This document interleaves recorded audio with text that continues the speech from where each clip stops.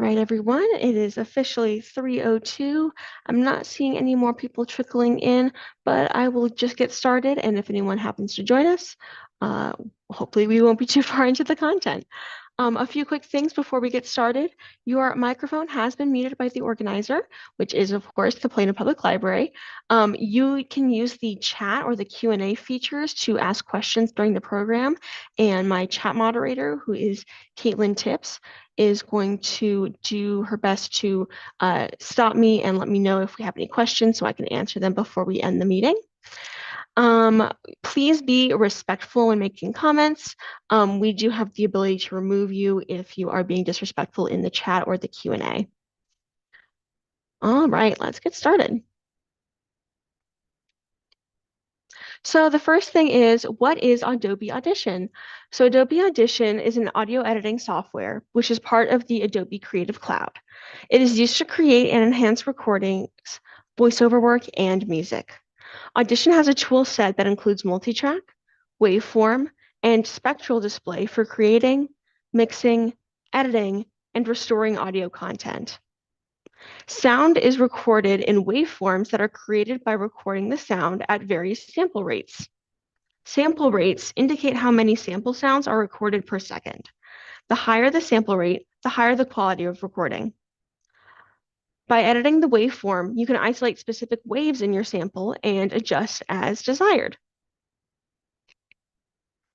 So some equipment you'll need for recording. You'll of course need a computer with access to Adobe Audition. You'll need a microphone, some headphones, some recording software, which would be Adobe Audition. We're going to go over a couple of things about the microphones that you can use. So you can use a USB microphone, which has built-in processing hardware that is capable of being used with most devices. We have two available here at the PAR Digital Creation Space. I believe we also have several at the Digital Creation Spaces at Harrington and Haggard Libraries. And then you can also use analog or cord mics. So there's two kinds of those. There's the jack cord mics, which has device flexibility, which can be used with a computer or a tablet. Those just use the audio jacks that you see in the typical sense. So prior to iPhones using lightning chargers, everything had an audio jack. It's just that circular little cord plug that you can plug in. It was compatible with most devices, and it does have a higher quality recording. The XLR requires an analog to digital converter, which is an audio interface like a mixer board. We have a mixer board. Also, we have something called the Scarlett, which is a mixer board available at all of the library's digital creation spaces, those being the Harrington, Haggard, and Parr libraries. This allows for greater customization and flexibility for multiple devices and recording types. So XLR is going to be that bigger, thicker cord that you see can get plugged into a lot of amps. USB mics will process sound internally, while analog or cord mics process sounds externally. That's an easy way that you can remember that. So more about some microphones. What is the difference between a dynamic microphone and a condenser? So dynamic mics used mostly in live settings. So when you see a performer on stage at a concert, they are using dynamic microphones. It has a lower frequency for recording, and it is used for getting warm sounding voice recordings.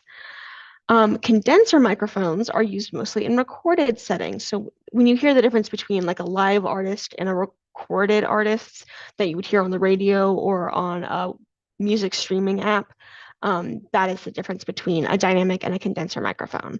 Condenser microphones have higher frequencies for recording, and they are used for getting clear and natural sound recordings. Both can be considered a cardioid microphone, which defines a directional polar pattern of sensitivity towards sound. The highest sensitivity is in the front, reduces sensitivity on the sides, and practically no sensitivity on the back of the mic. We have a Blue Yeti cardioid microphone that you can adjust the settings to, well, you can adjust the settings to make it a cardioid microphone, and those should be available at all three digital creation spaces. All right, now we're going to go into the demonstration portion. So let me exit out of this and go to Audition. I see that we have some people in the chat, so let me see if I can answer some questions. Oh, it's all just Caitlin tips. Fantastic. Okay. Um, so the first thing we're going to do when we're in Audition is we're going to get started. So we're going to go up here to the menu bar. We're going to go to File, New, Multitrack Session. And that's going to do this new multitrack session pop-up. You can change the session name to the desired file name. In this case, I'm going to do Audition. That's not how you spell audition. Audition Basics Demo. You can browse the correct folder and location to save it where you want. In this case, I'm just going to save it to my downloads. And then your sample rate should be set to 48,000 hertz. You can keep the bit depth at 32 and keep the mix to stereo. And then click OK. And then this is what's going to pop up. Let's go over quickly the default workspace. This is the default workspace. To make sure you have the same settings, just go up here in the menu bar to Window, then the first option, which is Workspace, and then click Default. It should give you all these same options that we have here. So the first thing we're going to talk about is the menu bar. This is this white bar up here. This is where you can find the classic drop-down menus by clicking on them. To save and edit your file. So over here in File, we're going to have the save options. We're going to have all of these different ways you can edit the effects and the view and the window and the workspace. This up here, where I'm circling with my mouse, is the toolbar. These are going to be the common tools used to edit tracks. It also includes view switch between waveform and multitrack. So this, of course, is our multitrack session that we have created. But if you click up here and you click waveform, it'll ask you to create a new audio file. I'm going to leave it as it is, and it'll give you this waveform view. It's going to give you the large spikes that you see in a typical waveform, but you can only use one track at a time. These are the tracks, the individual over here, sorry, the tracks, which are the individual clips that make up your audition section. They are also viewable over here. You can toggle them on and off to hide them by clicking these little eye icons, and they will appear and disappear from your editor section. This is the editor and mixer. So this is a visualizer of the tracks, including waveforms, with some control options to the left, which are here, and a timeline on top, which is up here. And this is the mixer. It looks very intimidating, but it's essentially all of the same ways to edit your clips that you see over here. Essential Sound is this panel to the right. This is a panel that allows you to further refine your audio options. So if you can see, it's sort of grayed out, but you can read dialogue, music, SFX, which is, of course, special effects, and ambience. And these are the different ways that you can tag your audio clips and edit them accordingly. So they'll have different editing options for dialogue versus music versus special effects. The selection or view panel, which is going to be this section down here, it's a little small, but it's in the lower right, is a panel that displays information on the length of the selection. So if I were to have a audio track right here and I selected it, it would tell you the selection start, end, and duration. The playback options is going, and the zoom controls are going to be down here. This down here where you see the blue zeros, and of course this play, rewind, fast forward, and record buttons. This is the playback options and zoom controls. This is where you can choose to record, play back, and zoom in on the selected track. You can alternatively use the scroll wheel to either heighten the tracks, elongate the zoom, to elongate the zoom navigator. So if I were to say, press the zoom in button, it would make it bigger. Zoom out makes it smaller. I can also zoom in by scrolling up or scrolling down with my mouse. The timer is right here, this little blue 0. That is going to be the time code where the playhead is. The playhead is this blue arrow to this red line. So you see I moved it. So now it says 12 minutes and then, sorry, 12 seconds, not 12 minutes, 12.044 seconds. Video is going to be down here in the bottom left-hand corner. So if you were to edit something from Premiere Pro, like a video, and then move it into Audition, it would show the video down here. It also shows the history in this panel. So if you were to make any edits, it will show all of the history of the edits that you make in this panel. The status bar is going to be down here as well, where it says multi-track session backup save completed in 0.1 seconds. That is your status bar. This shows technical specifications and any status errors while the software is running. And then the media browser, which is right here. So this is where you can navigate to find additional files. As you can see, I have some files in here. And then we have the files and effects rack, which is going to be right here. So these are the files that you can select up here, where you can import and organize your files. And then of course the effects rack, it auto-populates down here, but you can also click and drag it to move it up here. And then you can see where you can import and organize files to include in your session. It's also where you can add preset effects to your audio tracks. To import audio, you can go into the Files panel, click Open File icon to browse for your existing audio files. You can import them into Audition by selecting them and clicking Open like this, and they have now been added to the project file.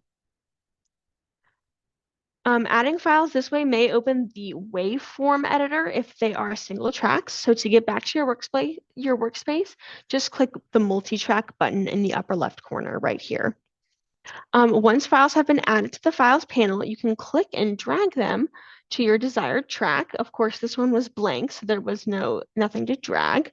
But when you click and drag it, it'll show the waveform in this track 1. You can drag it to any track you'd like, and it will show the waveform there. If the sample rates are not consistent, a dialog box will appear to inform you, and Audition will automatically convert the file as soon as you click OK.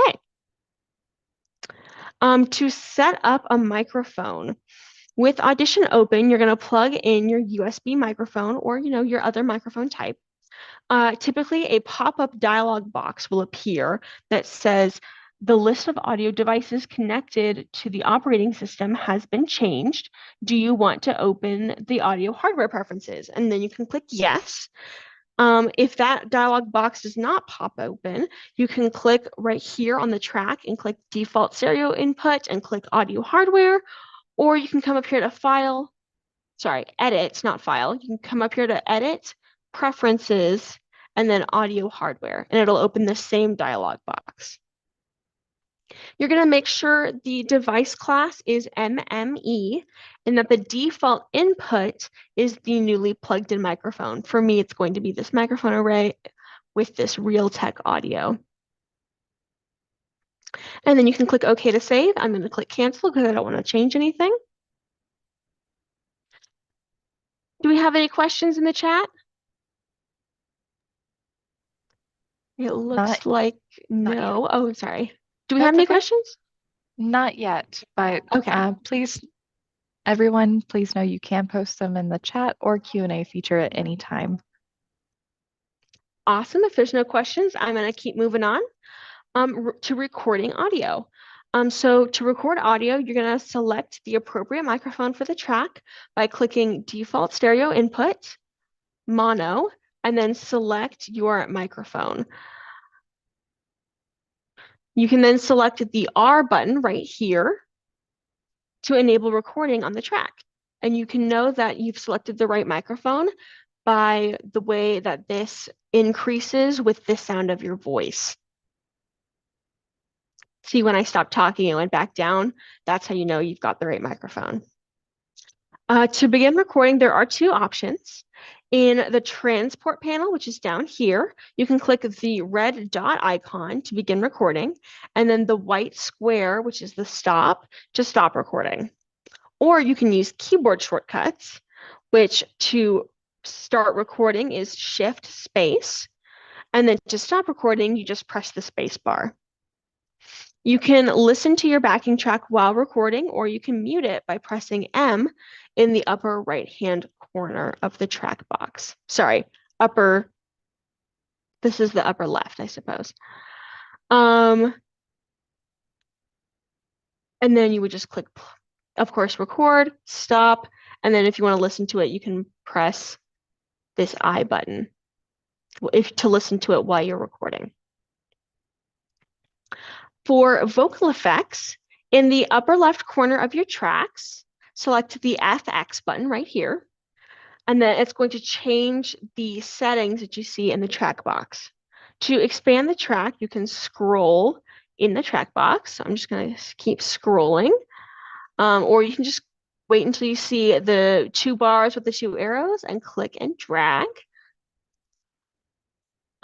You will see multiple effect channels that are numbered. You can click the arrow to the right to open the effects, and let's go over a couple of the effects that you can choose. Under Filter and EQ, there are equalizer options. The equalizer adjusts the overall sound of the track. It balances the frequencies and allows you to control different sound qualities such as gain and determine the range. It can cut the lows down to get rid of the muddiness and the thickness of the sound. There's also noise reduction. So the noise reduction effect dramatically reduces background noise and with minimal reduction in signal quality. It can remove a combination of noise, including tape hiss, microphone background noise, power line hum, or any noise that is consistent through a waveform. And that will be through denoise typically, or if you want to get rid of specifically hums or reverb, you can select dehummer or de-reverb. Find a moment of near silence in the recorded track. This should be at least 2 seconds long. You will highlight the silence and then select Control P to capture the noise print. If you need to select the entire track, press Control A. Then go into Effects, Noise, Reduction and Restoration, and then Noise Reduction Process. It's not showing right now because I don't have any I don't have a audio to select, but it would say noise reduction process. To try the default noise reduction by 50% and reduce by 16 decibels if you have something to test by. There's also automatic pitch correction, which is going to be under time and pitch. Commonly known as auto-tune, automatic pitch correction allows you to correct false notes in music or adjust your vocal range. The more you adjust, the more artificial the end result will sound. It is a good idea to keep the range around 2 out of 110 for more natural sound while singing.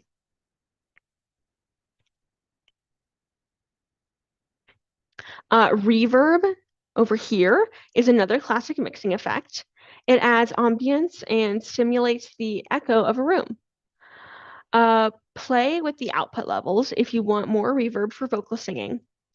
You can also drag the amount slider to adjust the ratio of the original track to a more reverberant sound. Be wary of adding too much reverb and losing your sound quality though. Do we have any more questions in the chat? Because we are now done with our effects section.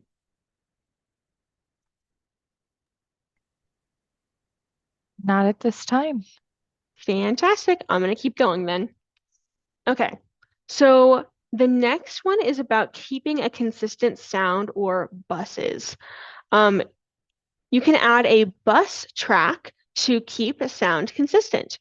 This will allow you to add all vocal effects to the bus track before it copies onto the master track. This way, you can add all the vocal effects to one bus track, link all the vocal tracks to the bus track, and be able to keep consistency. If we come over to here, you can click this, add bus, and then select whether you want it to be mono, stereo, or 5.1. You can select the various effects you want to duplicate from one track by holding down the Shift key and clicking on the effects. Press Control C to copy the effects or copy to the effects rack. Select the new track you wish to apply to and press Control V to apply. All right. I think I've covered everything. So if anyone has any questions, now would be the time to ask. So if you would like to explore additional resources on our website and blog, Plano Library Learns, you can explore additional resources on our website and our blog, Plano Library Learns, and that includes information about library databases. You can use your Plano Library card to access LinkedIn Learning and Learning Express Library and Udemy for online tutorials. There is a course on Udemy called Adobe Audition CC, the Beginner's Guide to Adobe Audition by Video School. You can access that free with your library card. And if we have any questions, I would be happy to answer them now.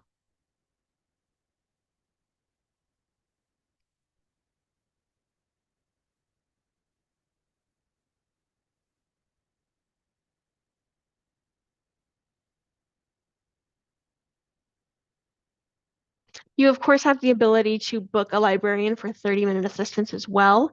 If you would like more help with audition than I'm able to provide in um, this class. I understand it's difficult because I'm not in front of your computer, but if you do have questions, I would be happy to answer them. Oh, it looks like we have something. Oh, it's also just Caitlin Tips in the chat. I'm just trying to drop the resources you're mentioning. Of course, thank you so much.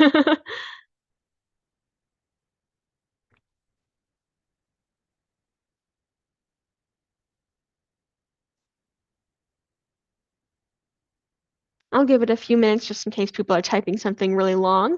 I understand that it's difficult to type fast if you're not used to it, or if you have a very long question.